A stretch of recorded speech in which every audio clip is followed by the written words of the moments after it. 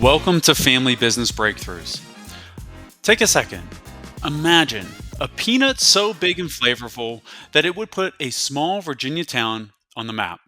That's the story of the Hubbard Peanut Company, or Hubs as it is affectionately called, a family business founded in 1954 by Dot and H.J. Hubbard. What started as a small operation in Southampton County has grown into an iconic brand, celebrated for its super extra large Virginia peanuts and a tradition of quality that spans generations.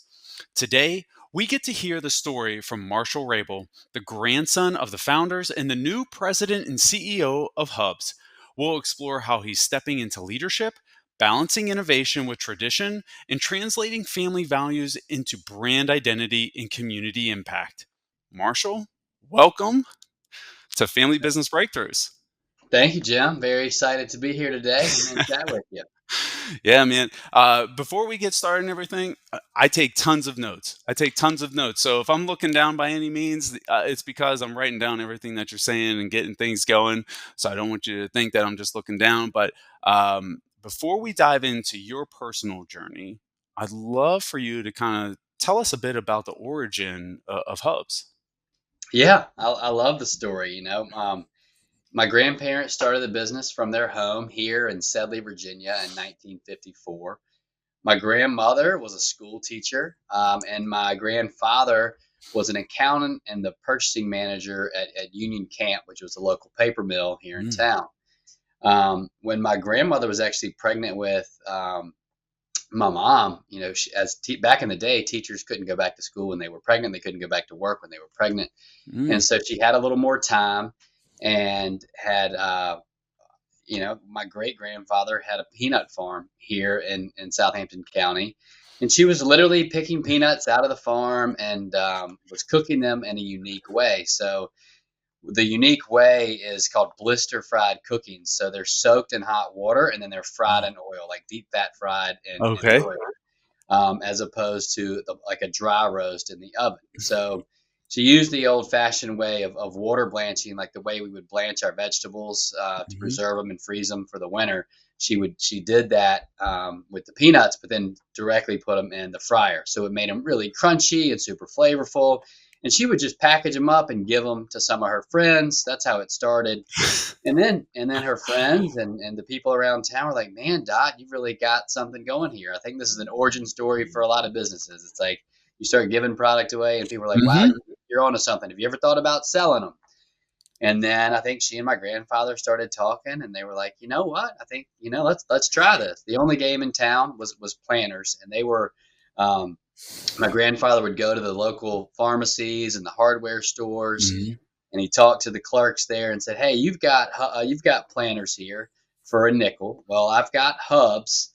That was his nickname. His last name was Hubbard, so Mhm. that was easy branding. And he said, "I've got Hubs here, and I think they're twice as big because they were the super extra large kernels, and they taste twice as good because of Dot's cook process. So they should be twice as expensive. So I'll sell them to you, and you sell them for a dime."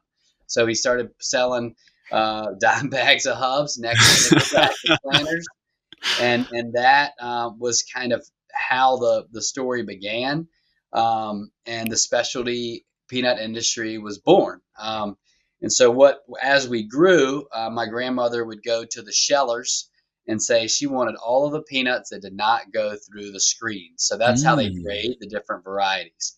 And before Dot, they were basically getting tossed aside. And she said, "No, no, no. This is the cream of the crop. I want the largest kernels that we have." And before that, the USDA did not have this category. And now it's Mm. called super extra large Virginia type peanut, which has kind of become the famous type jumbo peanut that Virginia is known for.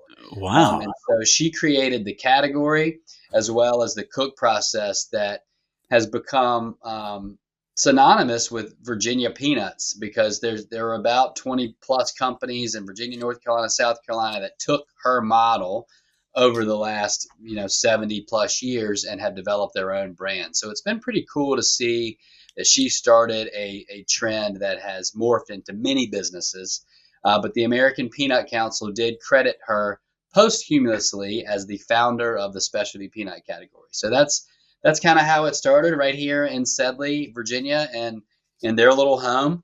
It's actually still our home quarters. My Wow. mother was our last CEO, and her office is next door to mine, and was actually her childhood bedroom.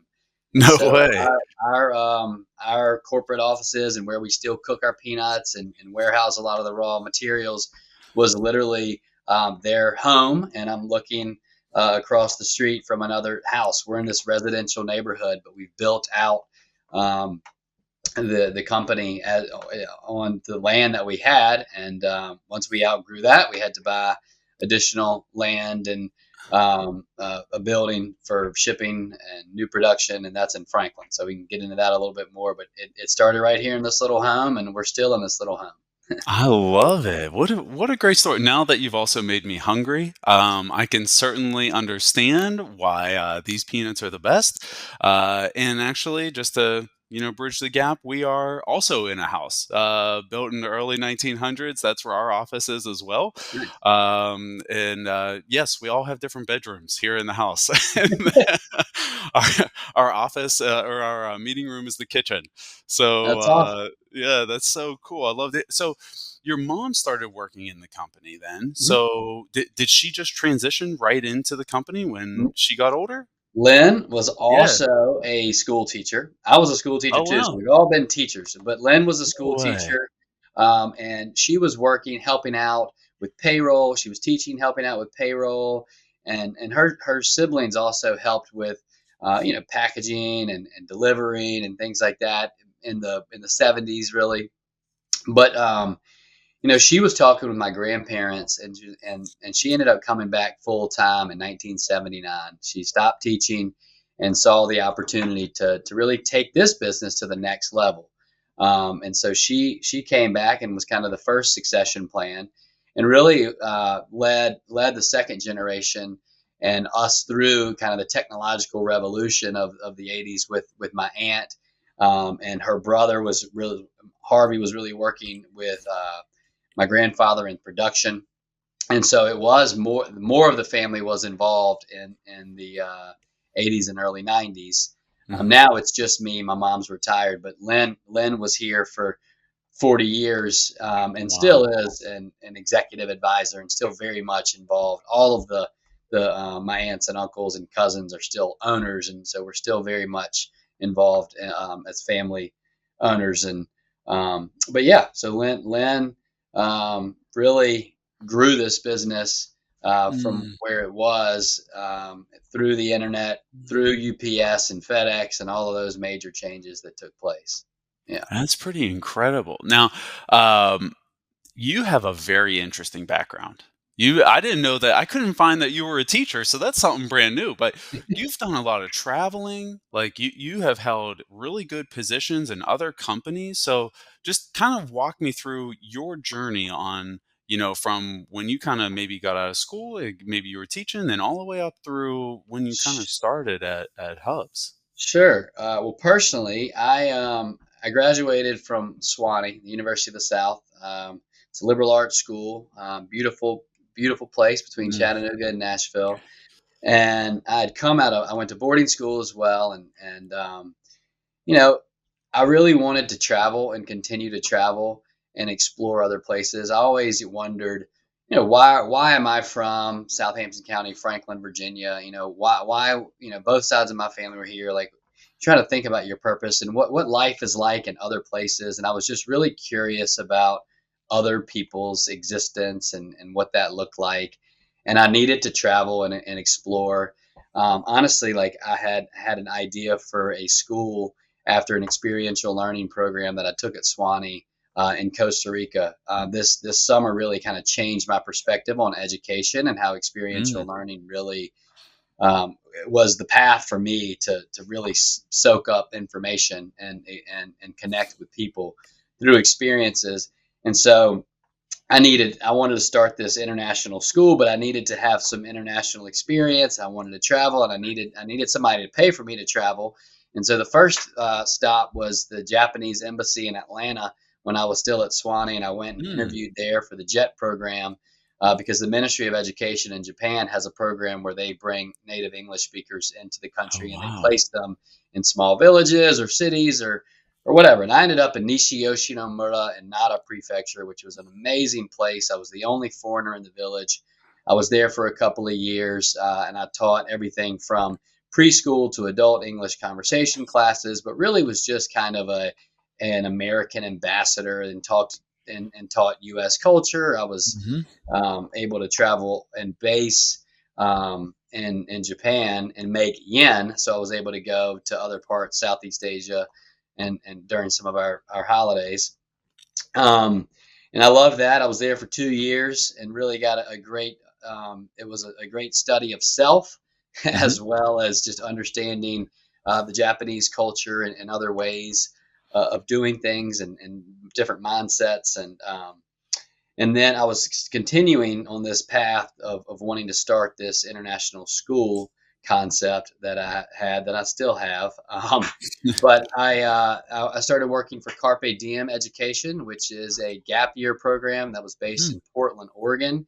And I led college students on study abroad trips to the developing world. So I took my first group to India, and then we were in Central America, and Mm. I was then in East Africa.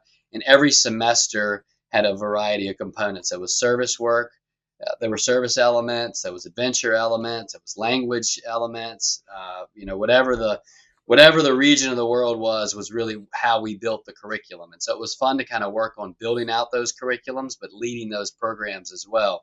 So you're also having to manage budgets, and you're really having to think on your feet when you're traveling all over the world. A lot happens, and so when I'm looking back on some of my career, like the decisions and things that you face internationally when you're in charge of other people, Mhm. Yeah. um, was really instrumental, I think, in some of my leadership style and developing kind of how I would navigate challenges. Um, and so I did that for a couple of years. Um, and then I ended up coming back home. And during like, I think it was the fifth year abroad, I started talking to my mom a little bit about this business. And I was like, Mm. I'm starting to see a lot of similarities with our community and the issues that are in Franklin and Southampton that I've been working on these service projects all over the world. And I kind of was thinking our business could really be a catalyst for change in our community. And like, we've Oh, always wow. been a community oriented business, but it was like, at the time I was really kind of getting into kind of conscious consumerism, conscious capitalism, what that looked like. And so I came home for a little while, worked seasonally in the business, and had a business concept that I went to Nashville to explore with a good friend of mine from high school, and we were developing this concept. That business never took off for a number of reasons, but I ended up marrying his sister, and so that part worked out well. And while I was working on that concept, I started working at Whole Foods Market because I knew that like Hubbard Peanut Company had ties to the grocery industry and Mhm. specialty food was always something that we were a part of. So it made sense to kind of go and Mm. learn a little bit about the grocery industry. And I really was inspired by John Mackey's book Conscious Capitalism and how what Whole Foods culture was like. So Mhm. I Mhm. worked there for a couple of years as a specialty food buyer, but it was really an education in grocery, but also in a larger corporate culture that I was inspired by. And so that was something that I really soaked up as much as I could. Yeah, I made a paycheck, but essentially that was also an education that I needed prior to coming back to Hubs. And so I did that for a couple of years, and then continued these conversations with the family about the need for increased sales and marketing at Hubbard Peanut Company because we did not have anybody really leading that charge. So I was able to pitch a job that was not available at the moment Mhm. to my family, and then they embraced that idea. And in 2000, I worked remotely doing, and from 2014 to 2016, I was living in Nashville, but I was doing a lot of traveling and doing a lot of sampling. I actually got our product into Whole Foods Market in the South, and I was demoing product. I was doing that at Central Market and then at Natural Grocers. And so I was really grassroots, like guerrilla marketing our product all over the country in grocery channels. And then moved back in 2016 to kind of work on the next phase of our business, which was that expansion plan that I ended up working really closely with my mother, and that was the Hubs Vine that opened in 2020. So I'm talking a lot here, but No, this is good. I've made my way back to Franklin, Virginia. I essentially left in 1996 to go to boarding school and then college. And then I was Hmm. abroad, and I moved back in 2016. So essentially, 20 years later, I came home, and I've been here for about a decade now, working day to day in this business, and it's been a lot of fun. You're like everything that you just talked about, like you really got some incredible education throughout everything that you were saying. Whether you meant for it to be there to go to hubs or not, your ability to be able to adapt, like you were kind of talking about, is true to a CEO and to any leader, right? To be able to do that. So, this is great. This is great. I love all this. So let me ask you, what was the conversation like with your mom? Like to be able to come in there, you're CEO now, and before it was just, hey, like, should I be coming back? Should I be like in the business, or I really am liking this, or but talk to me about like just what those conversations were like with your mom, and then I assume that you were bringing in other family members as well to be a part of the company. So yeah, there was never really any pressure from my family for me to come back. I don't think we really had a solid succession plan of what that was going to look like when Lynn was ready to retire. At the time, she was the only family member working in the business as well. Okay. Wow. And she had always said that I needed to go, and if I was interested in coming back to the business, great, but you've got to go and do your own thing first. Like Mhm. you have to go and work for somebody else and learn from other people before you can come back. And so Mhm. that was kind of a prerequisite, which was met. And so I did that. But when I began to express interest, she fully embraced the idea and saw the Mhm. need for me to come back and work in the sales and marketing role. And I wasn't educated in sales or marketing. It was more, there's a need, and I've been trying to learn and go as I could along the way. I'm still just kind of winging it as new, not winging it, but like there's so many new things that are continuing to Sure. pop up. I mean, with new technologies that you're just having to stay relevant with what's happening. And so I've been working sales and marketing. Um, it's been an education for the last 10 years while she was running the company as the CEO. But while we were working alongside each other, she was making sure that she was including me in every Mm. meeting that we had with our strategic partners, with our bankers, with our insurance agent, with our suppliers, with all of that. She would include me. So I was doing sales and marketing, but I was also sitting in on HR conversations. I was in the hiring process. So we worked really closely together for the whole time that I was here. So I was really just kind of under her wing for that whole decade, really. And so I'm grateful for that time and the opportunity to learn from her, because she and my father are both very much community oriented citizens as well, and Mhm. have been involved in all the initiatives in our community, um, planning how what my father was actually the mayor for 6 years, and so he's been No really way. involved in the town as well. And so I've learned a lot from them. And so it's been really an education from both my parents on community service. That's something they've always kind of preached to me. Growing up, we were always expected to Mhm. volunteer, whether it was, I mean, I did Wow. 100 some hours every year at the YMCA. So that was put in to me early.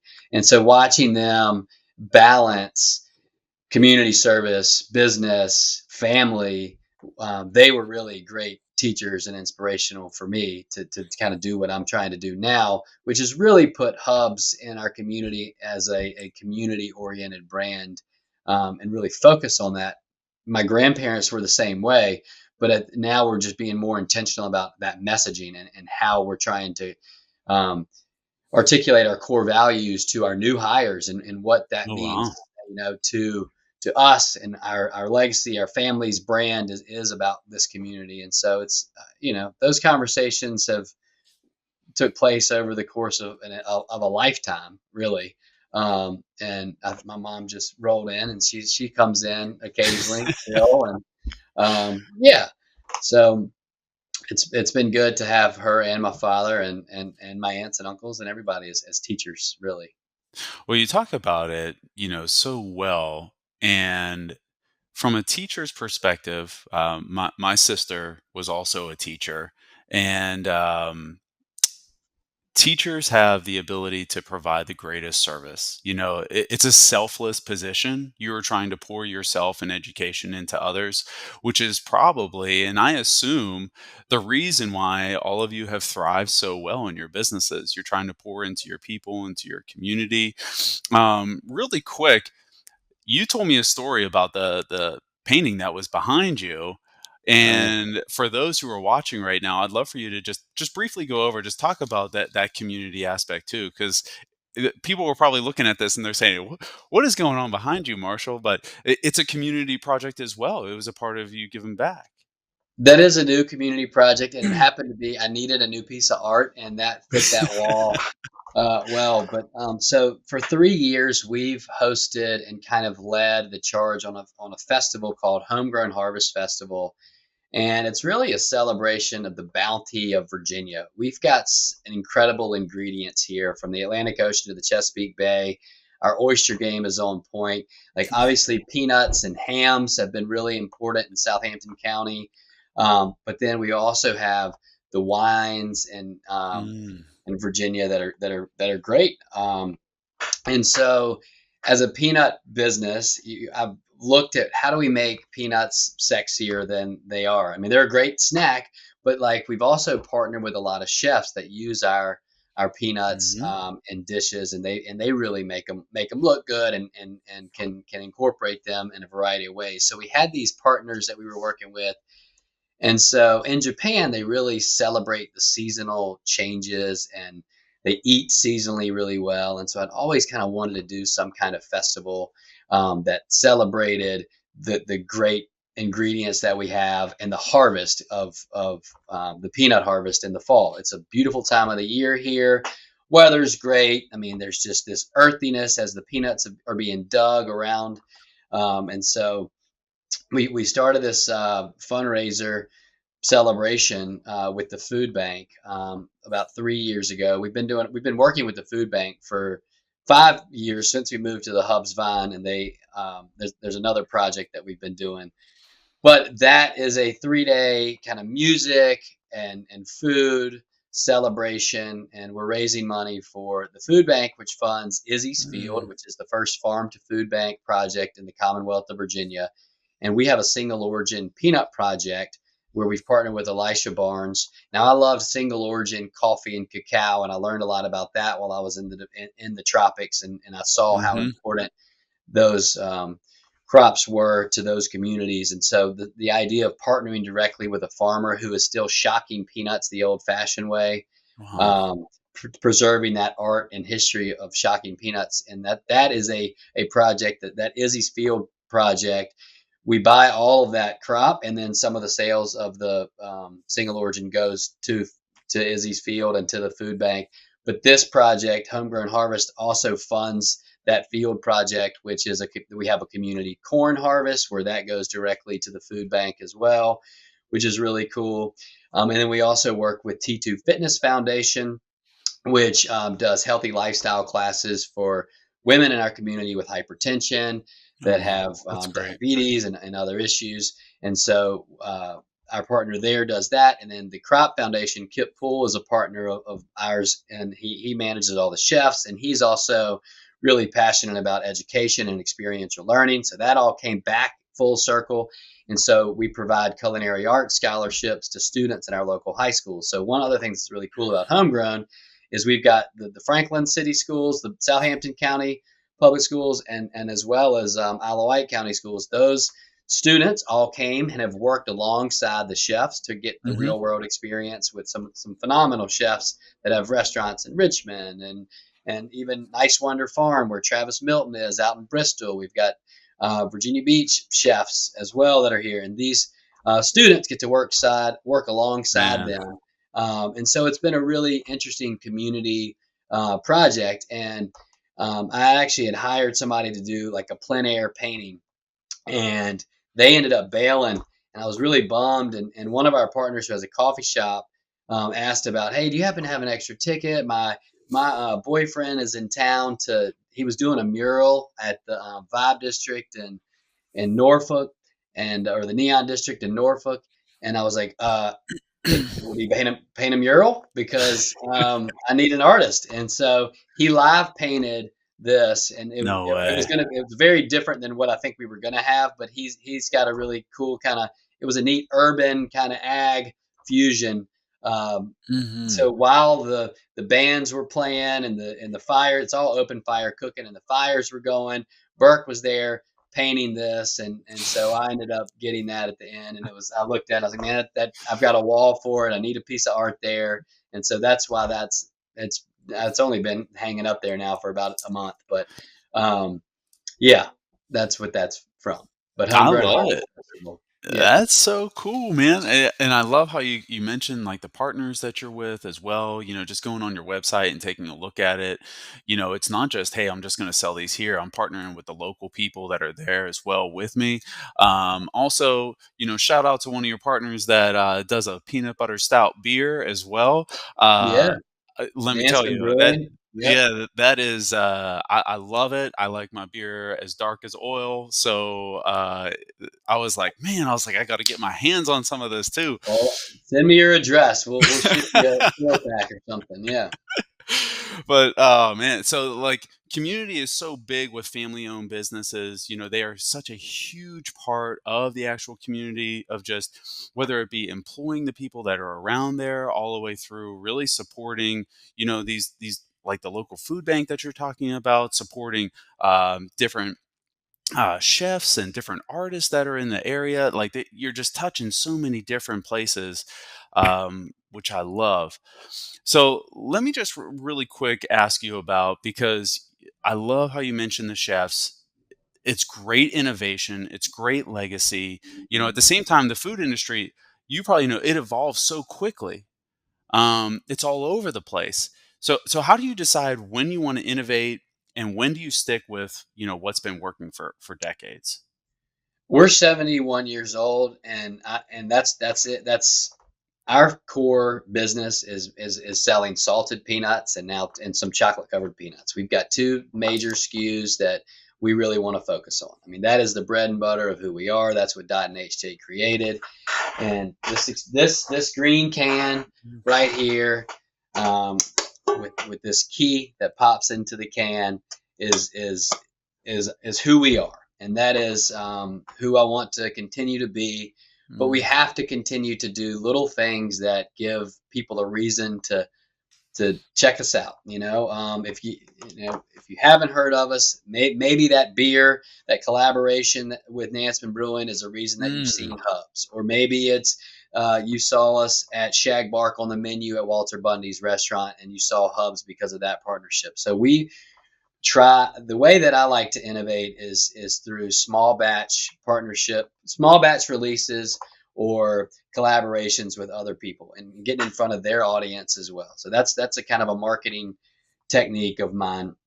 We just partnered with Ironclad Distillery in Newport News. They're the closest bourbon distillery to us, and we did a limited release bourbon brittle. And so Whoa, okay. we worked on developing the flavor profile. Owen was here. We went through 6 or 7 different flavors, and so, and I thought that made sense. Like bourbon, the flavor profile of bourbon and the peanut brittle work really well together. So there's like Mm. this nice smokiness, the sweetness, and the products work well. And so, that's a way that we were somewhat innovative, but it's really just, and the single origin project isn't really innovative. It's just going back to our roots, and it's becoming a special story that connects people differently to the peanuts. Like how do we innovate peanuts, but so much? I mean, there's different flavors and different seasonings you can put on them, but like really for me, it's like let's create small batches with partnering with other people, working together. So we get to introduce our brand to their customers. They get to introduce their customers to our brand. All of those Mhm, things, right? mhm. And so that's kind of been the strategy, but it's like making sure that we're doing what we can to grow salted peanuts and our chocolate covered peanuts and continuing to be a gift quality. Like we like I showed you this key. I mean, Yeah. this is an expensive thing that we pay somebody to put that key on the center of the can. That piece of metal and this sticker costs money, but it's part of the experience. Like when you get a Mm, can of Hubs, you open it, part of the experience is the way you cut into the seal, like that hiss when you first open a can. Like it's as much about opening the package, and that's very Japanese too, which I didn't really realize until later. But like the mm. Japanese, the way they present things and how it's opened is as much about the experience as the product itself. And that's I mean, we have fantastic peanuts, but I'm just saying, but getting into them is Right. an experience in and of itself. And I think that in the food industry, things are continuing to change and evolve, like you said. But I think experiences are the ways that we as humans can connect to others, and how that's what I want to invest in when I've got time is experiences, right? And so we kind of want to create an experience through just opening a can of peanuts as opposed to popping open a plastic lid or whatever, something that Right. this is intentional. It's old school, it's classic. So it's innovative by maintaining tradition. um in some regards. Yeah. I love that. That's so okay, so because like, you talk about the experience, and experiences, as you just mentioned, they create memories. Yeah. So I think of, like, it's like you got your dad or you got your mom or grandpa, sitting down, they're opening it up, and as a kid, if you remember, them opening up Hubs peanuts, it just brings back memories. And so anytime that you're getting it, you're like, wow. Like, this is just bringing back memories of my family, or maybe being somewhere that is huge. I love Yeah, that piece. we definitely have a nostalgic brand, and I can't tell you how many customers that say, "Hey, my father or my grandfather or my grandmother introduced me to your product, and it's become a tradition in our house during the holidays or whenever." And so it really is special that we become a memory and it can become a tradition for someone else's family as well, and that really is it's heartwarming, and it's why we do what we're doing. And It's we stay on a lot of our materials from our family to yours because yeah. those are memories that we want to share with you, and those experiences are important. So it's not really necessarily innovative. We were innovative at the beginning, but now it's Mhm. just how do we maintain those experiences? And yeah, that's Well, I was reading on your website before also is that you have a picture of Pope John Paul, opening up a, can of Hubs as well, but he's not the only one. Obviously, you have the most holiest, going to Hubs, but yeah, was it George Bush who had it before and who was oh yeah, gifting I mean, it? Like, you guys have had some really fun things when it definitely, comes to it. People. definitely. We have a nice group of customers. Barbara actually used to call and talk to Kay on the phone to order for the bushes. Yeah. So a lot That's we awesome. send peanuts to Washington every week. We represent the Virginia peanut growers, the North Carolina peanut growers, and the South Carolina peanut growers. So all of the Wow. Congress people in those states receive them and hand them out at all of their meetings. And so, um, yeah, Michael Jordan's definitely received some peanuts. It's What? fun every once in a while to look and see what celebrities or that Steve Wozniak maybe got some Yeah. peanuts.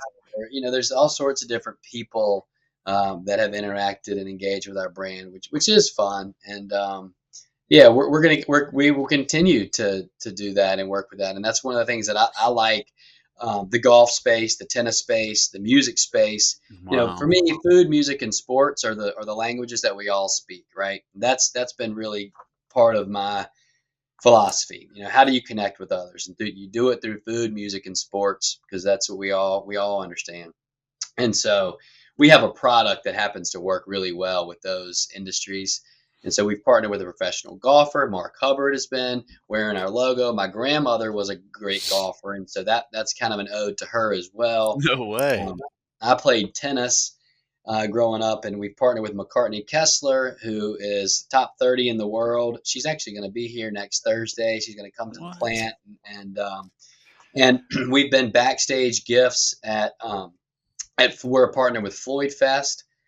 We've been backstage gifts for all the artists that play at Floyd Fest at the Cocoa Booth Amphitheater in Raleigh. We're on the menu there, but we're also a backstage gift for all those artists. So I mean, we want people to experience the best peanut that we Man, can, that's and so we want to put cool. them in those rooms. And so it's been fun to work with. Like I think homegrown. The only thing that homegrown has been missing is that sport element. And so next year, I would Mm. like to incorporate a golf, tennis, pickleball kind of outing because, like I said, we've got the food and the music on lock, but the sports part, if we can combine that, that really throws all of my philosophies together into one place and one celebration. And so, yeah, that's Hey, yeah, that's pretty legit right there, man. And there's nothing better than peanuts than at a baseball game. I know that's always nostalgic for me. definitely. Anytime I see that, I'm like, oh yeah, you gotta grab a bag of peanuts while I'm What a here. great World Series we just had too. And that Oh was my no goodness. matter who you, just as a fan of sport, I mean, that was a phenomenal series. Yeah. Yeah, it truly was. It was like one of the best I've ever watched. And like you said, it doesn't even matter who the teams were, all the way, just going all the way towards the end. Every single game was just phenomenal.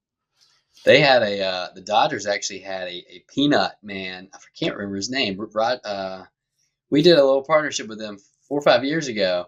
But he would do like trick shots when people would ask for peanuts. Like he would like throw them behind his back or under his legs. And they had have a famous peanut man at Dodger Stadium. I haven't made it out there, but I think he's retired now. But yeah, he Ah, was, he was an icon there. I'm sorry I that's missed him, but oh gosh, man, that's so cool. I love it. So let me just ask you really quick here. What values, from like your grandparents and parents, continue to guide hubs today? it's interesting timing on that question. We just we're implementing a new operating system, and kind of the first part of that was defining our purpose, our vision, and our core Mm, values. Right? mm, We have always lived Dot and HJ's core values, I think, but we haven't really defined them. And so we're really intentional this summer. We went through several full day meetings to kind of to reestablish what they were and what our purpose and vision was because and we're 71 years old. We've had a lot of people that worked with us on our team for their entire careers, but a lot of those folks have retired. And so we're not just transitioning second and third generation leadership, it's transitioning everybody in the organization. So it's really a good time to define what those core mhm. values are. And I was mentioning that, like with the community oriented business, and so we're actually about to launch this. We got a meeting next week with our board to finalize it. So in early January, we're going to go through and have a full team meeting, and really, it's taking what Dot and HJ Hubbard did. And our purpose is to nourish our customers and our community by crafting the highest quality peanuts with care, tradition, and a deep respect for our family legacy.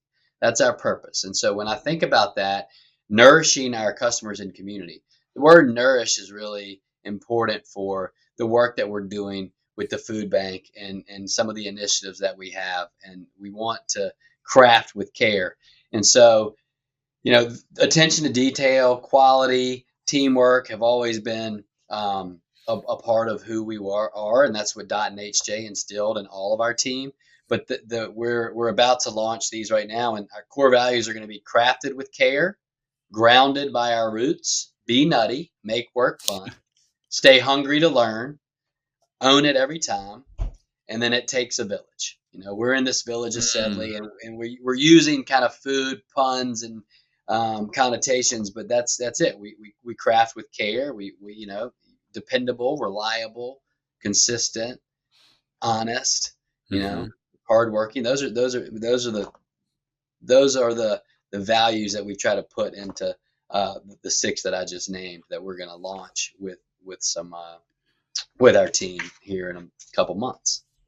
So, okay, so you and I, we have not worked together. So, full disclosure, we haven't done anything. So, this question is not being prompted in any way, but you said you took multiple days to be able to do this. This is something that, Meridian does as well, where we go on site and we help other customers too. But was it worth it?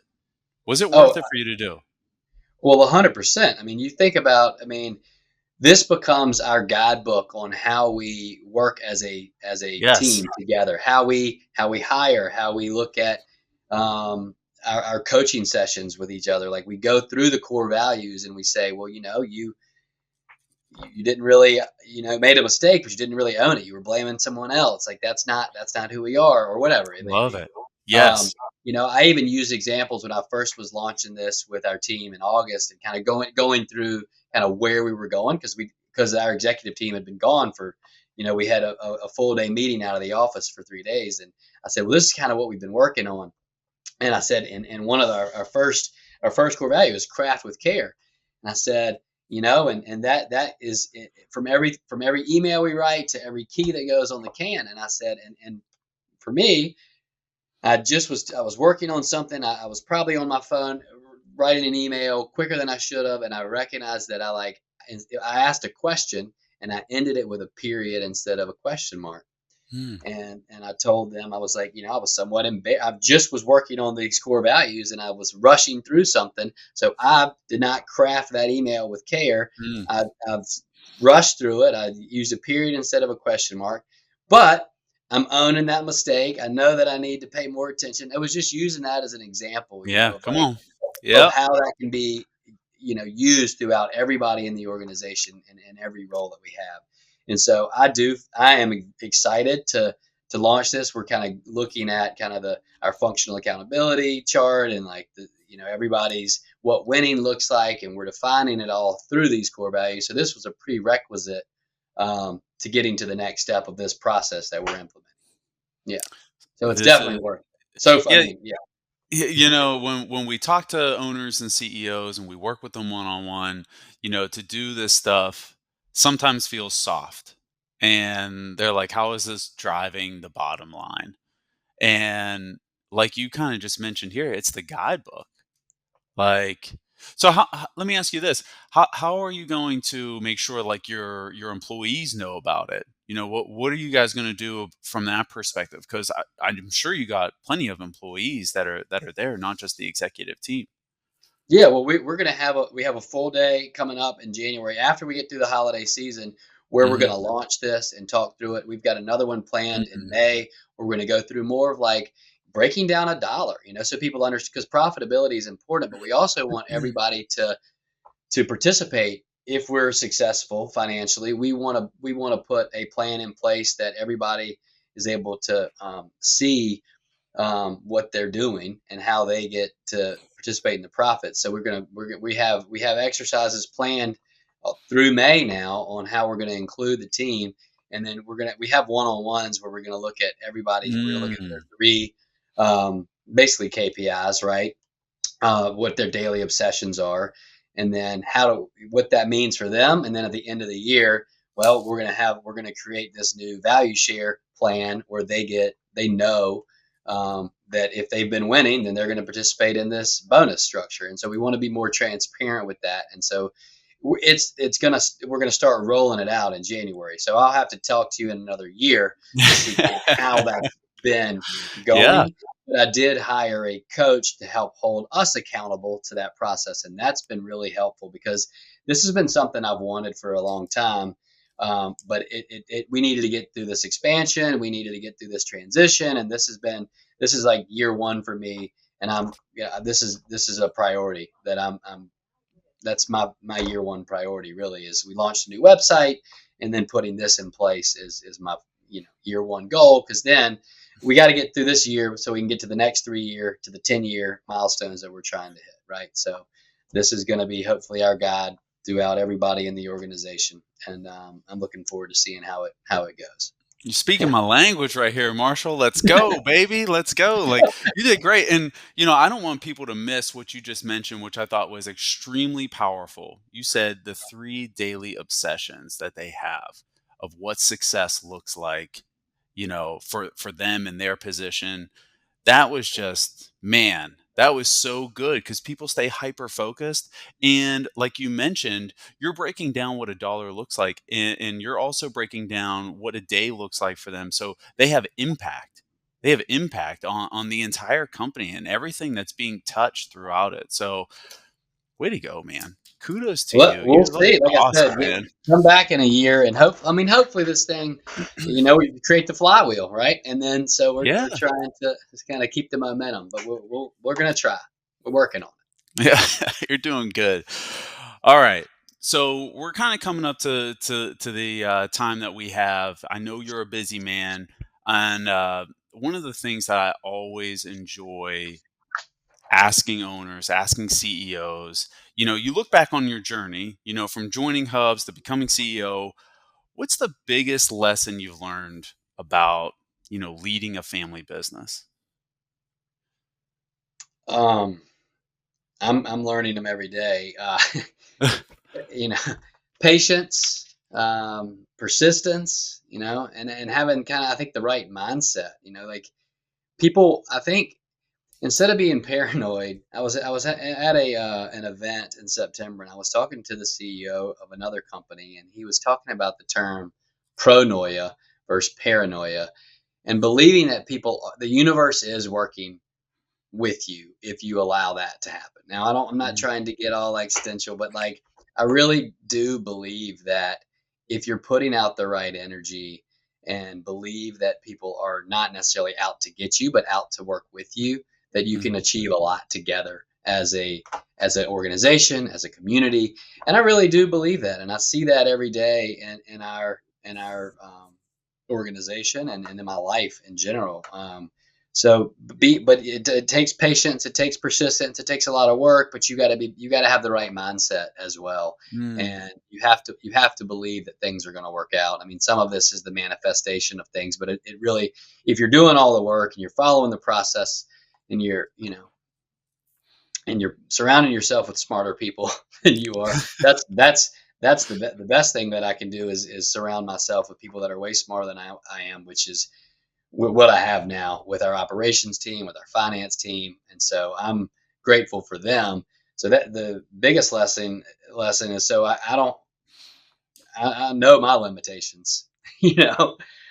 So make sure that I'm filling the gaps with people that are better than I am, so we can manifest this world that we want for ourselves. yeah. No, hey, that's so good because, hey, look, if where you're at, the gaps that are going on, you're filling them. You're not worried about that stuff, and you're kind of saying, hey, look, we're a team. This is a team sport. That's kind of what I tell people about business. This is a team sport. We're all here to win. We all got different jobs that we got to do, but in the end, we're here to help support one another. Marshall, you're the man. You are the man. Well, You're and doing a that's good it. job. Teamwork is, I mean, that's true, but Well, Marshall, I really want to just say thank you for all your time today. I know I took up a lot of it. This has been extremely insightful. So I just want to say thank you so much for everything. I appreciate all your time, and I really look forward to getting my hands on some Hubs peanuts here. yeah, Jim. Well, I appreciate it. I don't know how insightful it's been, but I've enjoyed the conversation. I appreciate you allowing me to ramble on for a little while. But yeah, you'll make sure we get you some peanuts, a couple beers to go with it, and yeah, thank you so much. Appreciate the Yep. opportunity. Yes, sir. I appreciate it. We'll look forward to having you on again. All right, man. Thank you for joining us here on Family Business Breakthroughs in this incredible conversation with Marshall Rabil. He is the next gen. He is the CEO and president of the Hubbard Peanut Company. You heard from him that it started really with the conversations with his mother, and then his mother bringing him into all the conversations with suppliers, with vendors, insurance individuals, bankers, to really get him prepared and into each aspect of the company. Next, we talked about innovation.